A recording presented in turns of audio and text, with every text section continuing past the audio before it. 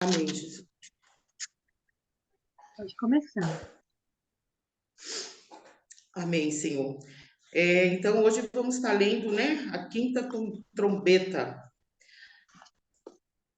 O quinto anjo tocou a trombeta e vi uma estrela caída do céu na terra. E foi-lhe dada a chave do poço do abismo. Ela abriu o poço do abismo e subiu fumaça do poço, como fumaça de grande fornalha. E com a fumaça saída do poço, escureceu-se o sol e o ar. Também da fumaça saíram gafanhotos para a terra, e foi-lhes dado poder, como que tem os escorpiões da terra. E foi-lhes dito que não causassem dano à erva da terra, nem a qualquer coisa verde, nem a árvore alguma, e tão somente aos homens, que não têm o selo de Deus sobre a fronte. Foi-lhes também dado não que os matassem, e sim que os atormentassem durante 5 meses. E o seu tormento era como o tormento de escorpiões, quando fere alguém. Naqueles dias, os homens buscarão a morte e não a acharão. Também terão ardente desejo de morrer, mas a morte fugirá deles. O aspecto dos gafanhotos era semelhante a cavalos, preparados para a peleja. Na sua cabeça havia como coroas, parecendo de ouro, e o seu rosto era como o rosto de homem. Tinham também cabelos, como cabelos de mulher. Os seus dentes, como dentes de leão. Tinham couraças, como couraças de ferro. O barulho que as suas asas faziam era como o barulho de carros, de muitos cavalos, quando correm a peleja. Tinham ainda cauda como escorpiões e ferrão. Na cauda tinham poder para causar dano aos homens por 5 meses. E tinham sobre eles, como seu rei, o anjo do abismo, cujo nome era, em hebraico, é Abaddon, e em grego, Apolion. O primeiro ai passou. Eis que depois destas coisas vem ainda 2 ais. Eita Deus! Aí vem a tradução da NVT, o primeiro terror passou. Vem ainda outros, né? Bom, então vamos lá. Vamos fazer um releasezinho aqui desse capítulo, final da semana passada.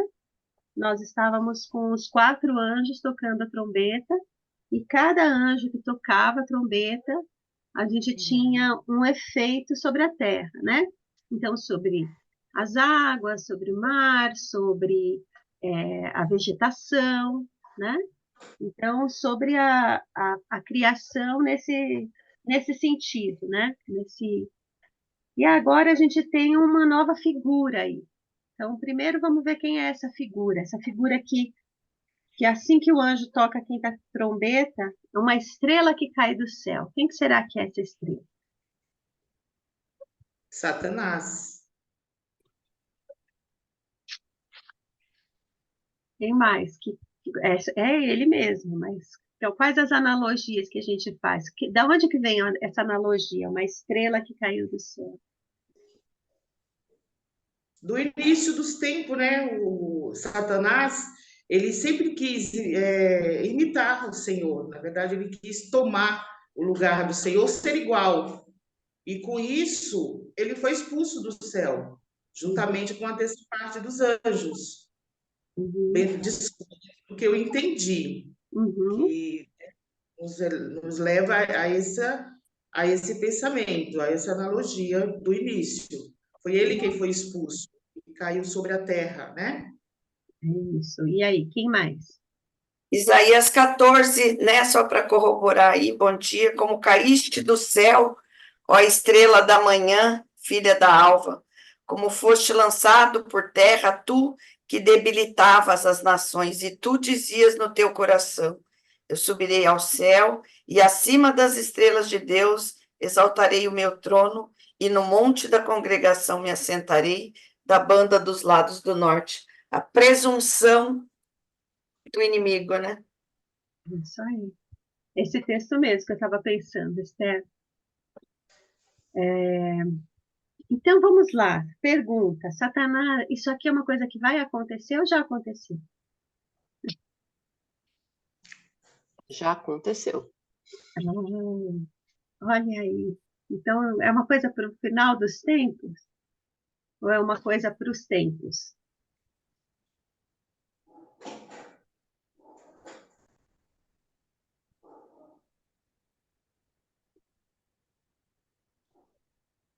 Então, vou fazer a pergunta de novo. É uma coisa para o final dos tempos ou é uma coisa para os tempos? Para os Para os tempos. tempos. Para os Já tempos. aconteceu. E o que Ele significa não que viu a é estrela para os tempos? caindo. Ele não viu a estrela caindo. Ele viu que havia uma estrela caída, né?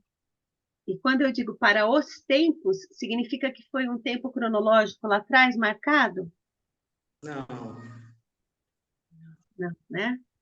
É uma coisa que ele saiu da presença de Deus e ele está aqui, né? E essa estada dele aqui, então isso aqui não é uma coisa para o futuro, é uma coisa que já estava, né? E quando eu digo para os tempos, é que essa história ela tem uma marca de tempo aí. Quanto tempo vai durar isso aí?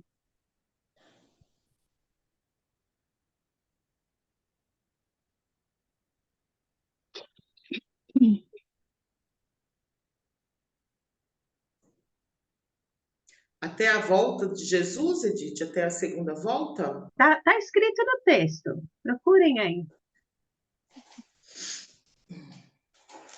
5 meses.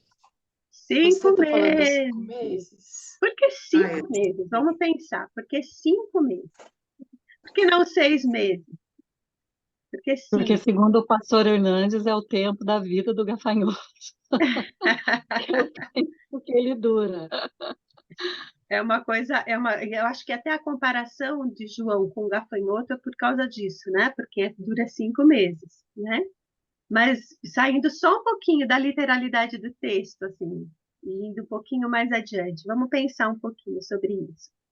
Olha, uma outra pergunta. Quem que ele ferroava? Quem que ele não podia, aliás, ferroar? Quem que ele não As podia? árvores, né? As plantas, as ervas. Nada Por que isso. verde, né? Nada O de gafanhoto vegetação. Então era para tentar o homem mesmo, tá certo? mesmo. Mas tem um grupo de homens que não poderiam ser Os tocados, selados. Os selados os do selados. Senhor. Quem que a gente viu que eram os selados? Os que o Espírito Santo habitam, os Não, justos. não, nós vimos lá no capítulo 6, 7. Nós vimos dois grupos, né? Os selados e o próximo, que era uma grande multidão. 144 mil lá Ó, isso! Quem são eram os 144 mil? os judeus, né? Os judeus. Por que 5 meses e não 6? Porque cinco meses é até a primeira vinda de Cristo. O diabo tinha a chave do inferno até a morte de Cristo. Antes da morte de Cristo, era ele que tinha a chave do inferno, né? Então, o tempo em que quem não era ferroado, e esses que eram selados, eles não eram ferroados, por que que eles não eram ferroados? Justamente porque precisava ter o povo selado para vir dele o Messias, né? Então, e o que significa que esse povo selado não era ferroado? O que será que é esse ferrão aí, que dói que nem de gafanhoto?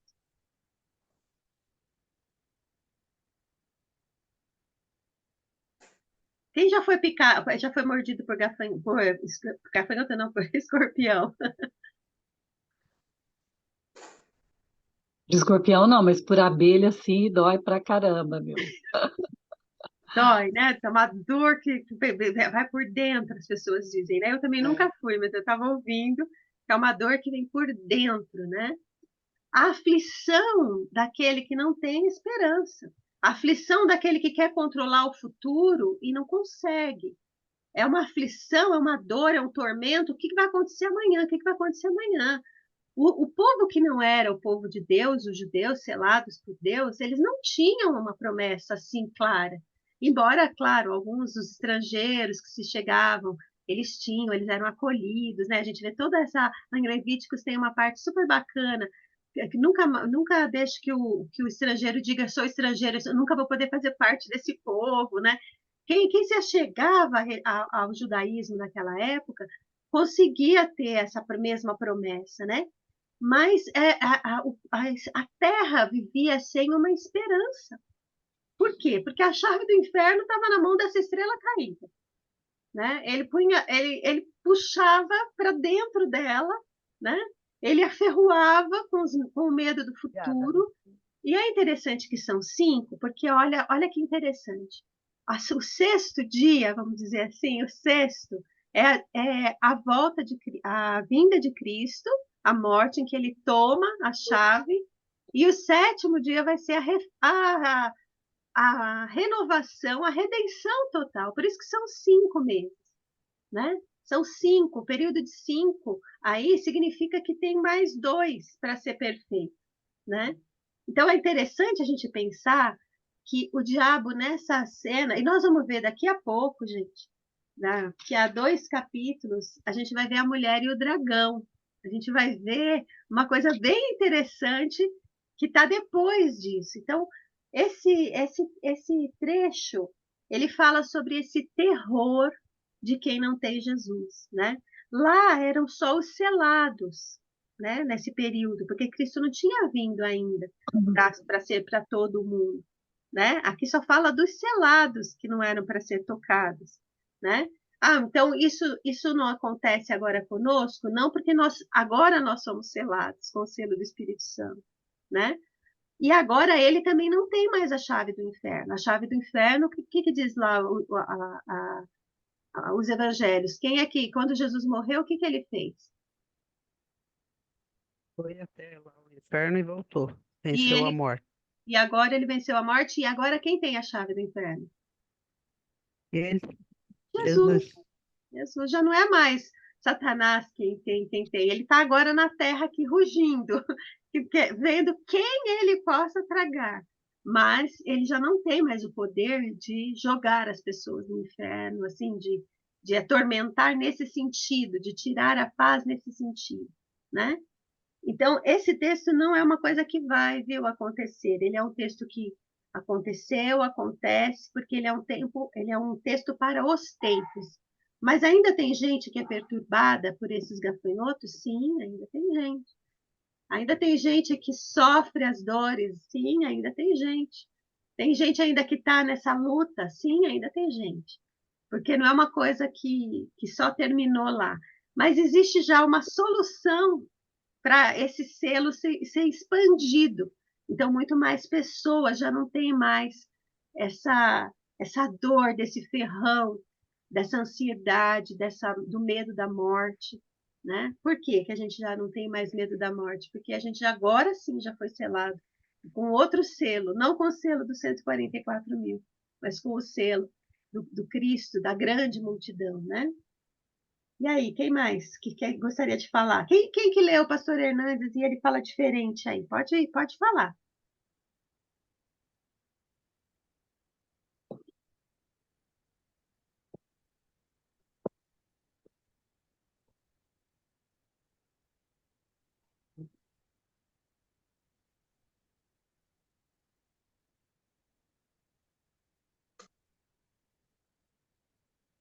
Não? Ninguém leu o Pastor Hernandes?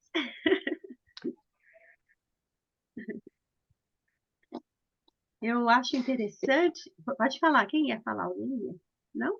Não, eu ia dizer que o pastor Hernandes fala em certo momento também que o diabo não tinha nada, que foi lhe dada a chave, que até a chave do inferno foi dada a ele, Ah, isso é né? lindo, né, Heloísa? Porque ele fala exatamente desse controle de Deus sobre o diabo, né? Assim, o diabo não faz É, nada sem a permissão. Eu falo, a gente às vezes acha que eles estão, que o diabo tem tanto poder, assim, é compete empoderado de pelo igual para mal, igual.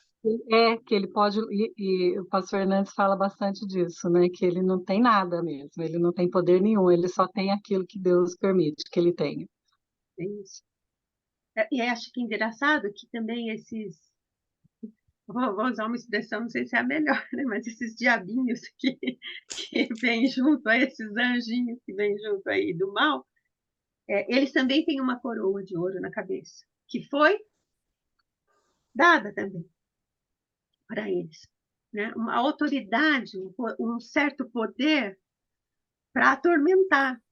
E como a Rose disse lá no começo, que eu achei bem bacana, não sei se estava gravando ainda quando ela disse, foi dado para quê?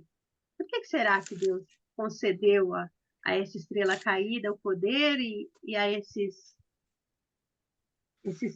ferroadinhas desses escorpiões aí?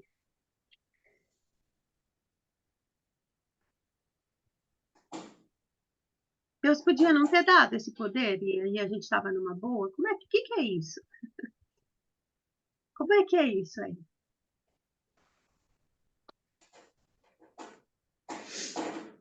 É libertador saber da soberania de Deus que deu o poder. Mas aí, logo em seguida, se a gente for honesto, a gente pergunta, Deus, mas então por que o Senhor deu? Não é uma boa pergunta, porque Deus é sempre, a gente sabe que é uma péssima pergunta, mas é uma coisa que É, tem no coração da gente, né?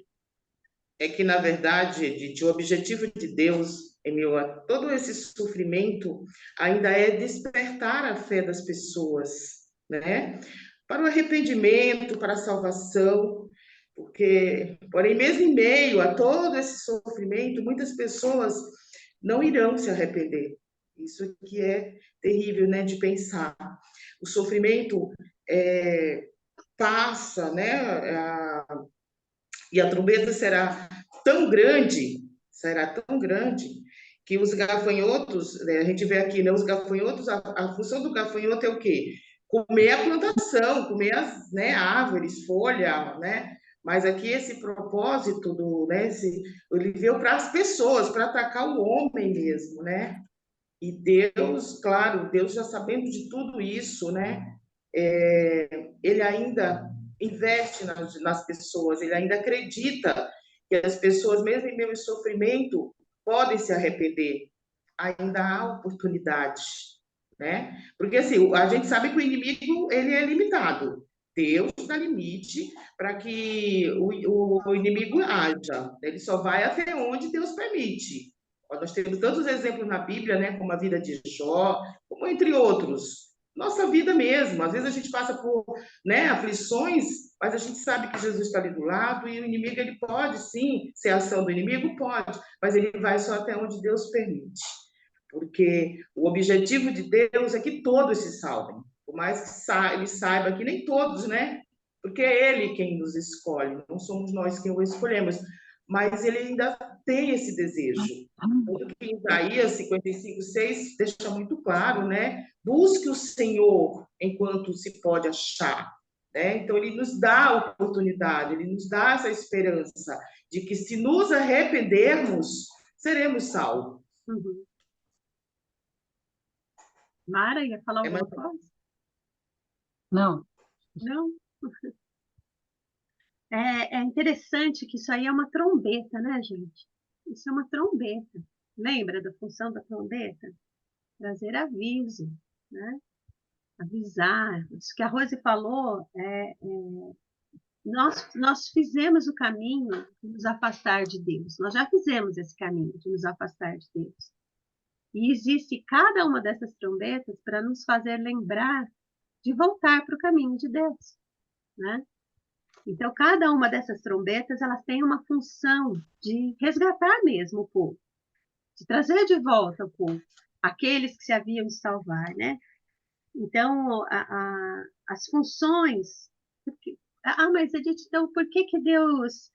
Pois é a mesma pergunta. Por que que Deus colocou a árvore lá no jardim? Nós já discutimos sobre isso. Deus colocou a árvore lá do jardim para que a gente tivesse pleno conhecimento de Deus. Porque se a gente não tivesse caído em pecado, a gente não saberia o que é a ausência de Deus. A gente só saberia o que é a presença de Deus, né? E mesmo os homens indo por um caminho que está longe de Deus, sendo ferroados, sendo atacados, eles preferem morrer do que voltar para o caminho de Deus. Eles preferem dizer, eu quero a morte. O Senhor fala, ainda não é tempo de você morrer. Porque quem determina dias, a morte e a vida sou eu, né? Então, desejar morrer ao invés de seguir a Deus. Olha como é que... isso é antigo ou isso é contemporâneo? Contemporâneo. Contemporâneo. Porque sempre a Bíblia é uma verdade que é sempre atual. Porque o ser humano está sempre debaixo dessas mesmas coisas. Até a redenção que nós tivemos em Cristo, a primeira conversão que nós tivemos em Cristo, nós nos afastávamos e era permitido que ele nos ferroasse para nos levar até Cristo. E quando a gente chega diante de Cristo, a gente fica decidindo ali, hoje eu vou crer ou não vou crer, né? Eles não têm mais, graças a Deus, eles não têm mais poder, graças ao selo que o Senhor Jesus pôs. Nós estamos selados agora como 144.000. Eles não têm mais poder sobre a nossa vida, graças a Deus.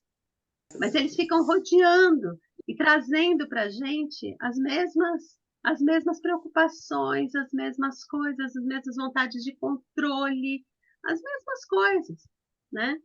Mas graças a Deus também, nós temos o Espírito Santo que assopra no nosso ouvido e fala, não é isso, não é isso. E aí a gente vai tranquilizando. Esse é o nosso selo, né? O Espírito Santo. Né? Tem dias que a gente está bem, tem dias que a gente está mal, mas o Espírito Santo está ali do nosso lado, os irmãos, a igreja de Cristo está aí do nosso lado e fala, não é isso. Não precisa desanimar, não é isso. Ai, mas o mundo, está acabando, mas o diabo, não é isso. O Senhor já selou, o Senhor já puxou. Por isso que esse texto é um texto de esperança para aqueles que creem em Deus. Sempre volta para a esperança, né? Porque, mas esse cara aí tem a chave do poço, mas daqui a 2 capítulos ele não vai ter mais. Né? Tem a chave do abismo. Ele abriu o inferno para que as portas ficassem bem largas. Mas Jesus foi lá e resgatou. Jesus mostrou um outro caminho. Né? Esse é o texto da esperança. Né? Então, eu vou falar uma coisa aqui, vocês não se escandalizem, por favor. Mas eu acho que a maldade no meu coração não é possível, gente, porque se eles não têm, né? Se o inimigo não tem mais como me atormentar, assim, ele pode fazer essas coisas, mas se eu estou selada, quer dizer, tudo que eu faço de mal, de errado, é por minha própria opção. Gente, isso é horrível. Quer dizer, você é salva, você crê no Senhor, você busca uma vida com Ele e toda hora você faz alguma coisa que não agrada a Deus. Eu acho que eu quando fui constituída, eu passei várias vezes na fila da maldade. Não é possível. Eu acho que eu fiz esse caminho várias vezes, porque já não tinha que ser diferente, meu Deus. Já não tinha que estar no... Ai, me desculpe aí, tá? Mas Não, é dureza isso, né? Você ler isso e falar que eles não têm mais poder sobre a nossa vida. Eles não podem nos atacar dessa forma. Então, quer dizer, todos esses sentimentos são meus, estão no meu coração. Então, não é? Ou eu estou falando um Não, absurdo? é isso mesmo. A gente, às vezes, terceiriza a nossa fé para o pastor e os nossos problemas para o diabo. Mas o que o Senhor está dando aí, ao mesmo tempo que isso é doído, Mara, isso é libertador. Porque ao mesmo tempo que fala que essa sua, como você usou o termo maldade, essa nossa maldade do nosso coração que está nesse ente caído, né? Nós somos um ser caído, né? Que estamos em recuperação com Deus, até que ele achou que a gente chegou na medida e ele leva, né? A gente está pronto quando ele leva. Mas até esse momento, eu tenho a escolha de me voltar para Cristo. Porque eu sei, aquela luta que Paulo fala, né? Paulo fala disso muito bem. Aquele bem que eu quero que eu não faço, aí eu volto para trás. Faço o bem por quê? Por causa de Cristo, né? Aí, quando eu estou me achando boazinha, crentinha, bonitinha, agora talvez eu mereça um pouquinho da salvação. O Senhor fala, não merece, lembra? Aí você volta, pisa na bola e fala, não é merecimento, é mesmo, é graça. Puxa, obrigado, Jesus. Pequei só para lembrar que não é merecimento, que é graça. Desculpa aí, Jesus. Vamos lá, então é graça. É o Senhor, é o Senhor, é o Senhor. Aí eu vou me achando, vou me achando. Quando eu começo. O texto que a Esther. O texto que a Esther leu lá de Isaías é um texto ótimo para a gente refletir sobre isso, né? Por que será que Satanás ficou tão soberbo que ele foi capaz de dizer: subirei ao céu e me tornarei igual a Deus? Porque não tinha limite, não tinha essa natureza caída, né? Ele caiu de uma vez, ele despencou de uma vez. E a nossa geração adâmica tem esse limite. E o limite é o nosso próprio reconhecimento da nossa finitude, a morte que está sempre diante de nós, a nossa incapacidade de fazer o bem. Tudo isso nos remete a quem? Nos aponta para quem? Fala para Mara, essa sua incapacidade de fazer o bem te aponta para quem?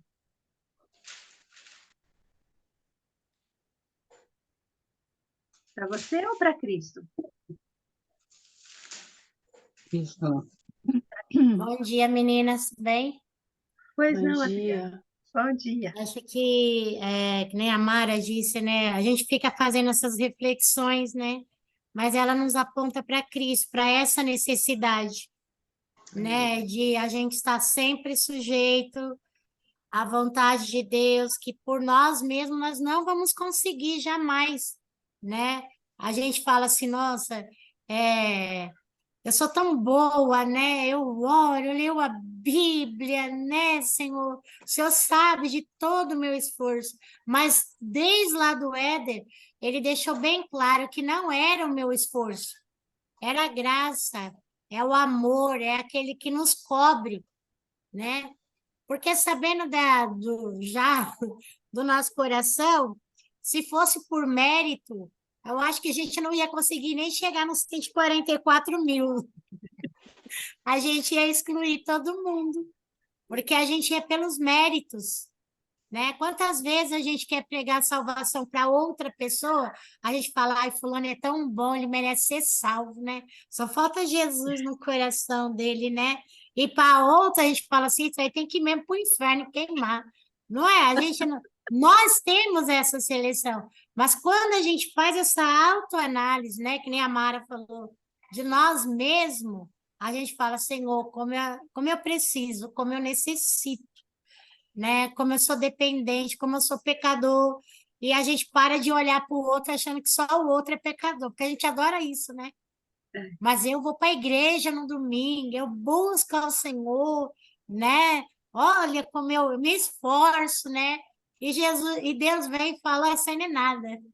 É a minha graça, é o meu amor que encobre, né? Então, eu acho que esse amor, assim, é sobrenatural. A gente precisa, eu fico, às vezes, pensando, Senhor, me dá um pouco desse amor para com o outro. É o que eu acho que a gente precisa, né? Quando a gente faz essa autoanálise de nós mesmos. E paramos de analisar o outro, né?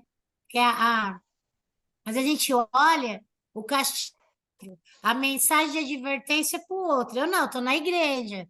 Eu não, sou salvo, né? Eu já alcancei.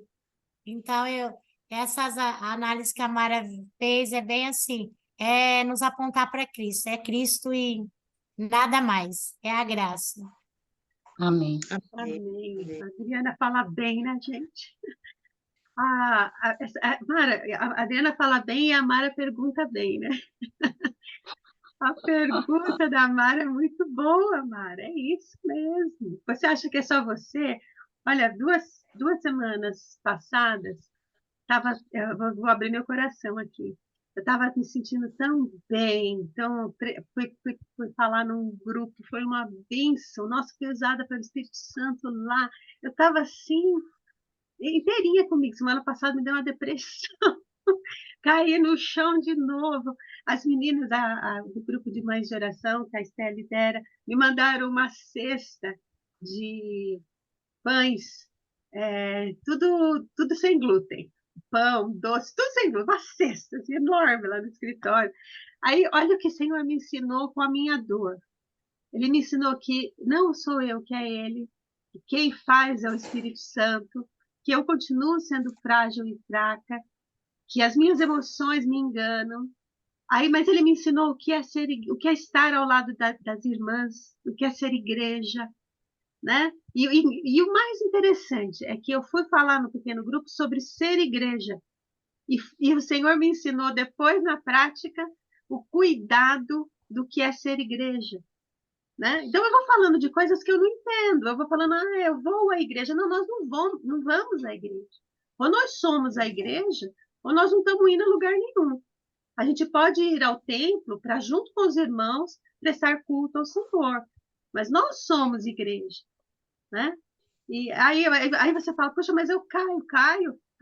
Depois a igreja me ajuda, me levanta, assim, lembra, aponta para Cristo, Cristo dá o up, eu continuo a caminhada, até que eu cumpro os meus dias aqui. E isso é paz, isso é esperança. Poder falar isso para você, Mara, é falar com toda esperança, sabe? E o que a Adriana falou, então, mais ainda, esse é o evangelho que a gente tem que pregar, o evangelho da esperança. Não o evangelho da regra, porque quantos anos, vamos combinar, vamos ser bem sinceras entre nós aqui, quantos anos nós pregamos o evangelho da regra? Quantas vezes funcionou? Ótima pergunta. E quantas vezes funcionou o evangelho da regra? Quantas vezes salvou? Pelo contrário, não só não ajudou, como atrapalhou pregar o evangelho da regra. O evangelho do mas, né? Jesus morreu pelos seus pecados, mas não tem mas. Jesus morreu pelos seus pecados, ponto. E a escolha é sua. Acabou. Não tem pecado grande, pecado pequeno, pecado isso, pecado aquilo. Não tem. Não tem eu vou fazer isso, vou fazer aquilo para me chegar a Cristo. Não tem o que eu faça para chegar-me a Ele. Mas o contrário é verdadeiro. Ele veio ao mundo. Deus deu Ele para vir ao mundo. Ele morreu. Foi Ele. Né? O caminho que fez o caminho foi Ele, não fui eu. Eu queria adicionar uma fala da Adriana. Aliás, gostei muito, Adriana, da sua pontuação, porque é tão verdadeira. E eu acho que a grande ferramenta do nosso inimigo hoje é trabalhar com esse eu mereço. Tudo é eu mereço, né? Essa é a cultura dos nossos dias. Então, assim, você está no trabalho, hoje eu vou vou sair para comer um japa porque eu mereço. Todo mundo merece, se puder, tem que comer um japa, mas começa disso aí e vai infinito. Fulano fez isso porque merece, ganhou isso porque merece. Meritocracia à parte, quando você está trabalhando, eu aqui em casa tive essa semana. Eu tenho um exemplo de uma pessoa que não consegue entender graça, que é o meu marido. Eu tenho um irmão problemático, a Edith sabe, conhece a vida, nós somos 4, éramos 4, né? Um deles que é o segundo, é o segundo irmão mais velho. Ele sempre deu trabalho para minha mãe, para o meu pai, e a análise do meu marido é que ele foi mimado, filho de vó, né? Criado com vó, nunca foi, a mãe era a mesma, né? E por isso que ele é do jeito que é. E eu comentando que eu ia fazer um plano, meu irmão não tem cabeça com dinheiro, é mais velho do que eu vou fazer um plano de saúde e pagar por ele, porque ele é o segundo mais velho, uma hora vai ficar doente, não tem cabeça para fazer isso, eu faço, porque depois sou eu a cuidadora, e eu quero cuidar do jeito que se deve cuidar de alguém. É por isso que esse irmão assim, vocês fazem tudo por ele não merece. Eu falei, é verdade, o meu irmão não merece, mas eu não estou fazendo porque ele merece, eu estou fazendo porque eu o amo. E deixa eu te falar uma coisa, eu também não mereço, eu não valho nada, igual o Wander, e eu tenho tanta coisa. Mas meu marido não consegue. O conceito da graça é muito difícil, porque está entranhado nas pessoas. Você tem porque você merece. Fulano é bom, ele merece promoção, ele não merece passar por dor, ele não merece ter sofrimento. As pessoas às vezes olham para mim e falam assim: nossa, Esther, você é tão do bem, você não merece. Eu falo assim, gente, não é porque eu mereço, é porque eu não mereço, é que no mundo todo mundo tem aflição. Então é muito difícil mesmo explicar a graça nesse conceito. A gente vive debaixo, a maior arma que o inimigo usa para nos enganar nos dias de hoje é o merecimento. E é interessante que o merecimento, eu já te dou a palavra, viu, Dri? O merecimento, ele revela o poder, né? Se eu mereço, então eu posso, né? O poder. Isso é uma coisa um confronto muito grande, inclusive com a nossa religiosidade. Eu sou filha de Deus, do Deus Altíssimo, então eu posso, né? Olha lá, eu vou fazer e vou acontecer. Jesus não fazia assim. Jesus era o Deus Altíssimo. E ele não chegava para ninguém e impunha nada. Ele chegava e falava, e aí, o que eu posso fazer por você? Como eu posso te servir? Né? Olha a diferença. Fala, Ladri. Sábado eu estava conversando, a minha mãe, tem 88 anos, ela é daquela da regra, sabe? Sim. Na igreja, quem senta no fundo para ela não é crente. Olha que ideia da minha mãe. Ela fala, quem senta no fundo só quer conversar. Olha, eu falei, mas mãe, Deus está em todo lugar, né? E aí, nós tivemos uma programação sábado, e aí um jovem que estava nos ajudando, ele estava de bermuda, sabe? Mas, gente, ele é tão prestativo, assim, aquele que carrega as coisas, liga o microfone, arruma a caixa, aquele que a mulherada manda para lá e para cá, sabe? Ele faz. Aí, um amorzinho de pessoa, pleno sábado à tarde, no culto de mulheres, dando a maior assistência para a gente, né? Um calor danado, ele estava de bermuda, né?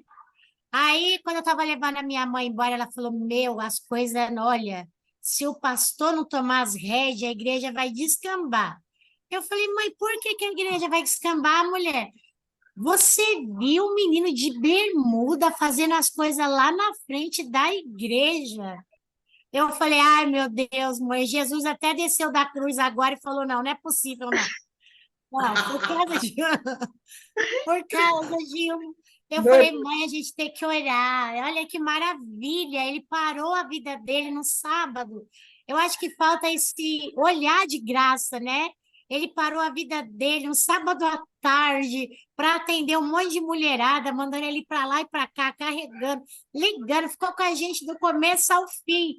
Ela se fitou na bermuda dele, né? Aí eu falei, meu Deus, até Jesus já desceu da cruz e falou, não, deixa eu ir embora, porque não tem jeito, não. Uma bermuda. Eu falei, mãe, e ela, não, é assim que a igreja começa a descambar. Falei, mãe, a igreja vai descambar por outras coisas, né? Por causa da bermuda de um jovem que está se dedicando ao trabalho, prestativo, um amor de pessoa, né? E muitas vezes a gente quer pregar esse Jesus da regra, né? Que nem a gente mesmo, né, consegue levar, nem a gente mesmo, mas eu quero colocar no outro, né? Eu acho que essa reflexão que a Mara fez sobre. Então, se eu fiz errado, é culpa minha, né? Essa reflexão é o que nos aproxima de Cristo. É essa reflexão verdadeira e honesta, porque se a gente não fizer essa reflexão, a gente fica na nossa religiosidade, a gente fica na nossa perfeição, né? E quando a gente faz essa reflexão, mas, ai, Senhor, por que que eu caí de novo nisso? Aí o Senhor fala, porque você é assim, você depende de mim, graças a mim você depende de mim. Que bom que você depende de mim. E aí, o bacana é que a gente se angustia porque a gente ama a Deus e a gente não quer fazer aquilo, né? Porque aquele que não ama a Deus, ele não está nem aí também. Ele fala, fiz, então já morreu por mim mesmo, não morreu? Então eu posso fazer, não. Essa angústia, esse coração que luta, né? É esse o coração que contrito, que Deus não rejeita, né? Esse é o nosso verdadeiro coração. E o Apocalipse nos aponta muito para isso. Muitas vezes, de muitas maneiras, ele nos aponta para isso. Nessa nossa incapacidade, mas nessa graça forte que nós recebemos, né? Amém. Isso vai ficando mais paulatinamente, vai ficando mais forte. Até a gente chegar lá nas bestas, nós vamos ver muito disso e vai ficar muito claro para quando eu fiz essa caminhada com Jesus, eu não entendi absolutamente nada de Apocalipse, nada. E quando ele foi me explicando, paulatinamente eu fui entendendo. Quando eu cheguei naquelas que eu achava que seriam as verdades mais difíceis de eu entender, estava muito simples, porque o Evangelho da Graça é sempre o mesmo. Se você lê o Evangelho de João, como nós lemos o ano passado, se você lê o Evangelho de Marcos, se você lê Isaías, se você lê a história da libertação do povo judeu, ou se você lê Apocalipse, você vai ler a mesma coisa. A salvação é Cristo, o Evangelho é pela graça. Vocês não tinham condição de fazer sozinho, mas eu libertei vocês. Vocês são selados, vocês são filhos do Deus Altíssimo. Vocês foram selados e receberam o Espírito Santo para servir a igreja, para que todos cheguemos, até o tempo em que todos cheguemos à presença plena de Deus. Isso é toda a Bíblia, é isso, né? E o Apocalipse parece que é essa urgência do final, né? Foi bom ficar o Apocalipse para o final, né? Porque, olha, isso já está na história há tantos anos, mas vocês estão aí nos últimos dias, vamos acordar, né? É isso. O interessante é que a gente está estudando Romanos, concluímos uma série de Romanos esse domingo sobre a igreja missional. E a gente vê que está tudo mesmo interligado, porque é o evangelho da graça, mas ele não é de graça, né?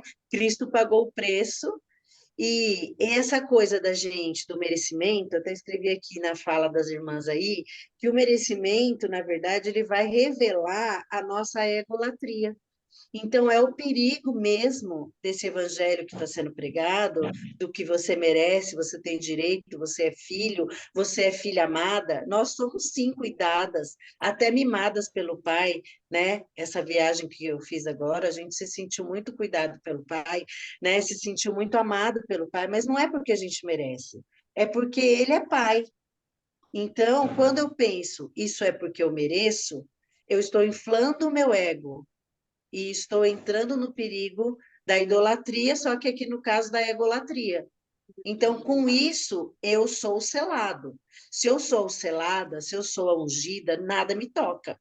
E aí, quando vem uma situação de enfermidade, uma situação como essa que a gente acompanhou com a Esther, aí as pessoas podem falar, ué, você não era ungidão, você não era o seladão, e como que você passou por tudo isso? Então, esse Apocalipse, que eu estou voltando de paraquedas depois de 5 semanas fora, mas ele nos faz refletir que nós não merecemos nada, e quanto mais a gente se apoia no que a Mária falou, de reconhecer que nós não somos nada, mais a graça nos enche e nos alcança, para que a gente possa refletir o verdadeiro evangelho. Porque isso que a Adriana contou aqui é um fato.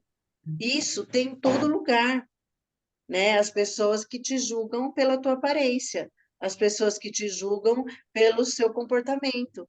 E a pessoa nunca vai mudar o comportamento, que não é uma bermuda que vai fazer a vida da pessoa, se a graça do Senhor não a alcançou, para que ela mude aquela situação. A gente trabalha muito com o que é o comportamento, mas esquece de trabalhar com o que está na pessoa, para que aquela situação se reverta, né? Então, assim, reflexões maravilhosas aqui nesse capítulo, porque, como disse a Rose no começo, dá medo, né?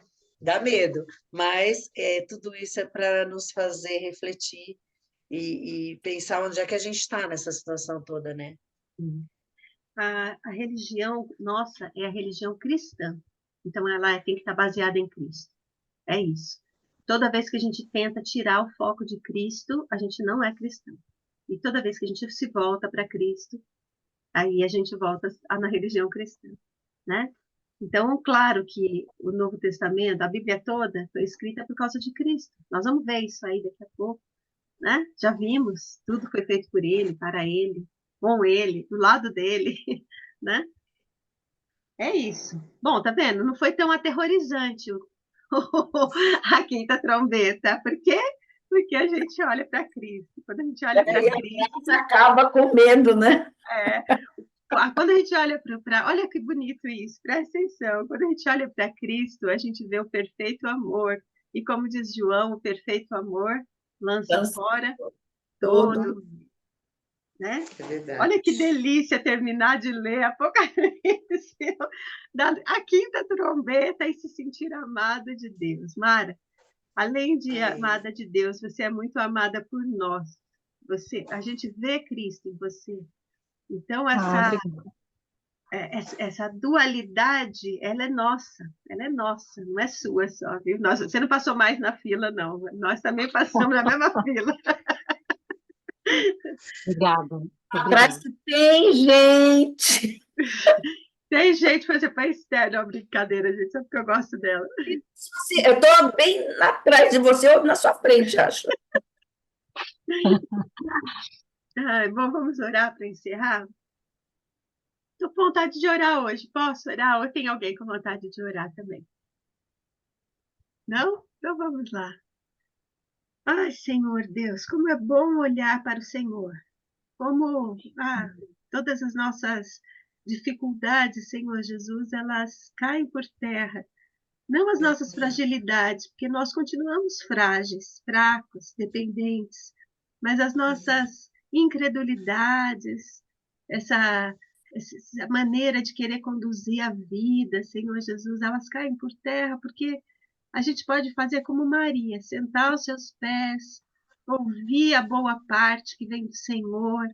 A gente pode lembrar que o Senhor já fez todo o sacrifício, como disse a Angélica, que é de graça, mas o Senhor já pagou o preço para nós e nós podemos agora, como filhas amadas, sentar aos teus pés e nos deliciar com a tua palavra.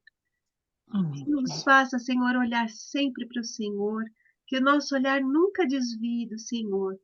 E também nos faça ajudar, Senhor Jesus, a tua igreja, os nossos irmãos que ainda não se achegaram a ti, mas nos faça, Senhor Jesus, pregar esse evangelho de graça, esse evangelho de amor, esse evangelho de acolhimento, Senhor.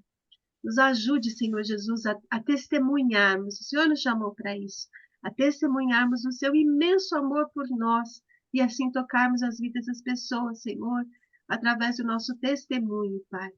Muito obrigada porque o Senhor fala, porque o Senhor tem falado e porque o Senhor vai falar todos os dias da nossa vida. Obrigado por essa promessa maravilhosa, que o Senhor vai continuar falando conosco, vai continuar nos levantando nos dias que nós estivermos tristes e caídas, vai continuar sendo, Senhor Jesus, o nosso único caminho, a nossa única fonte de alimento, a nossa única fonte de água viva, Pai. Muito obrigada, Pai, que nós saímos e levantamos dessa mesa hoje, alimentadas pela Tua palavra. Em Teu nome, Jesus, nós oramos. Amém. Amém, Senhor. Amém. Glória a Deus.